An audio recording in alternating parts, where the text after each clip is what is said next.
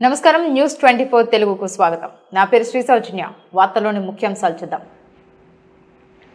సిద్దిపేట జిల్లా హుస్నాబాద్ మండలం పోతారంలో నూతన ఆర్ఓఆర్ చట్టం భూభారతిపై రైతు అవగాహన సదస్సు నిర్వహించారు. ఈ కార్యక్రమానికి ముఖ్య అతిథిగా మంత్రి పొన్నం ప్రభాకర్ హాజరయ్యారు. మంత్రి మాట్లాడుతూ, మీ భూములకు సంబంధించి ఈ ప్రభుత్వంలో రక్షణగా ఎలాంటి వివాదాలకు తావు లేకుండా ప్రభుత్వం భూభారతి చట్టాన్ని తీసుకొచ్చిందని, రాష్ట్ర వ్యాప్తంగా అన్ని మండలాల్లో భూభారతిపై అవగాహన సదస్సు నిర్వహిస్తున్నామన్నారు. ఈ కార్యక్రమంలో జిల్లా కలెక్టర్ మను చౌదరి, అడిషనల్ కలెక్టర్ అబ్దుల్ హమీద్, సిద్దిపేట గ్రంథాలయ సంస్థ chairman Lingamurthy, RDA member Surya Varma, Husnabad market committee chairman Tirupati Reddy, PAC chairman Shivayya, RDO Rammurthy, ఇతర అధికారులు, రైతులు పాల్గొన్నారు.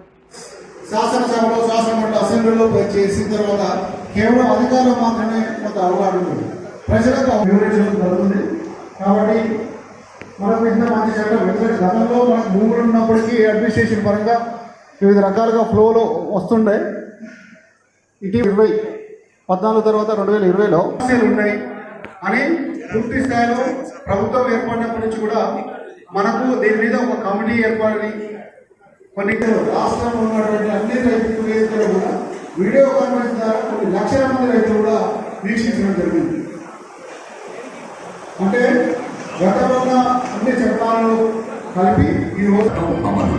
రెండవది పారదర్శక వేదిక, మెరుగైన ఆధారంగా యూజర్ ఫ్రెండ్లీ డిజిటల్ నిర్వహణలో కొత్త వెలుగు ఈ భూభారతి. భూములకు గుర్తింపు సంఖ్య, అనుమానాలకు తావులేని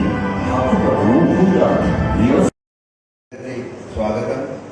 ఈ భూభారతి చట్టం ఏముంది, ఏ విధంగా అమలు చేస్తారో ఇలాంటి ప్రయత్నం చేస్తా.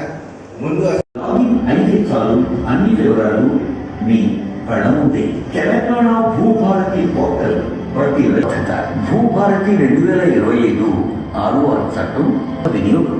ఇదొక ప్రత్యేక పత్రాలు ఈ ప్రభుత్వంలో వివాదాలకు తావు లేకుండా, ఇబ్బంది లేకుండా ఉండేటువంటి చట్టాన్ని చట్టం గురించి మీకు అవగాహన కలగాలి అనేటువంటి ఆలోచనతో రాష్ట్ర వ్యాప్తంగా మండలంలో ఈ కార్యక్రమాలు నిర్వహిస్తారో ఈరోజు హుస్నాబాద్ మండలంలో జరుగుతోంది.